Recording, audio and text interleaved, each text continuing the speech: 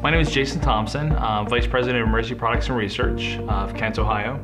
I am a former hospital corpsman from the United States Navy. I left the Navy and went into healthcare administration. I also, since 1993, have been involved in emergency medicine. I've been with Emergency Products Research now since 2014. The history goes back to the beginning of spine boards, and it goes back to the beginning of most of the things that we have on our ambulances today. Jim Doherty, who's the CEO of the company, has a long history of being involved in development of these products. And to me, have an opportunity to work together with Jim and also with Jerry Ramsey, the other half of the company. It just was an awesome experience for me.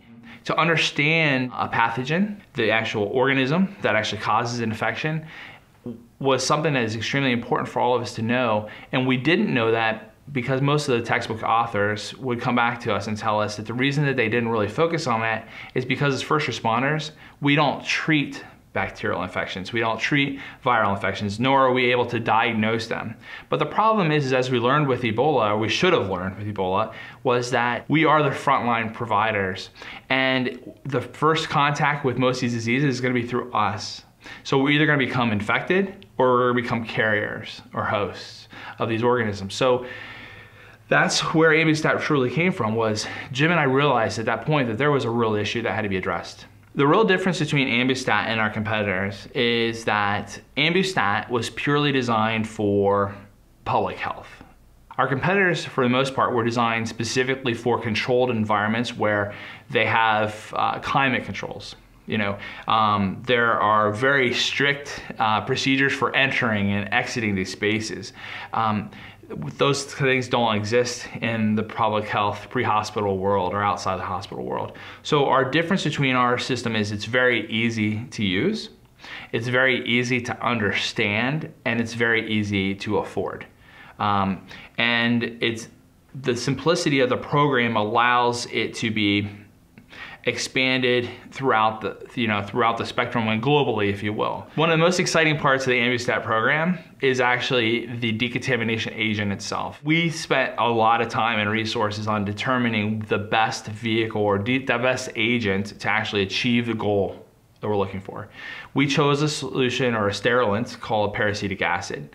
It in itself is a cold sterilant. In the name itself, sterilant means it's able to destroy or inactivate all living organisms, right? So that's extremely important because we don't know enough about our emerging pathogens, emerging diseases. So we need to have the ability to be able to quickly eliminate or destroy all living organisms within a space. And that was extremely important for us because it has a very short half-life.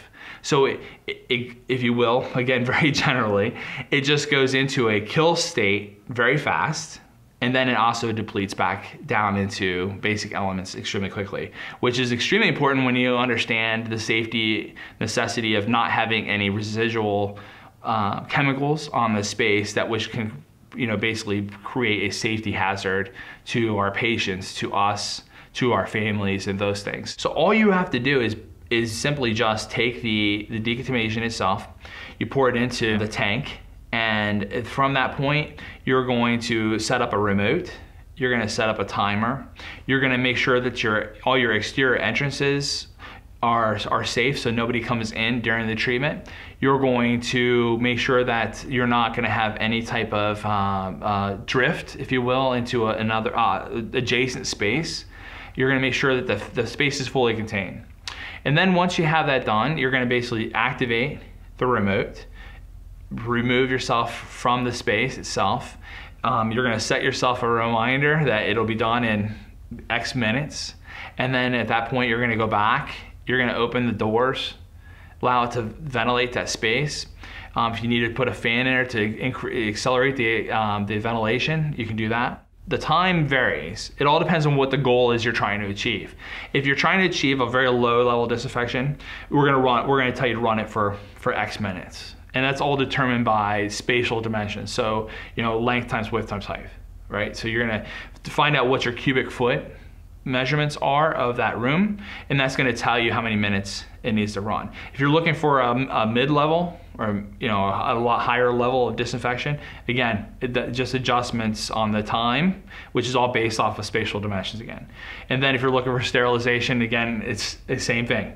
It's just a longer run time based on those spatial dimensions. For a 500 cubic foot ambulance, right now we're looking at, we have an obligation, a commitment to actually turn around that ambulance in less than 45 minutes. That's our goal. We believe that we have a solution that has an incredible benefit to safety and also minimal impact on the environment, which is extremely important to all of the people involved in this program.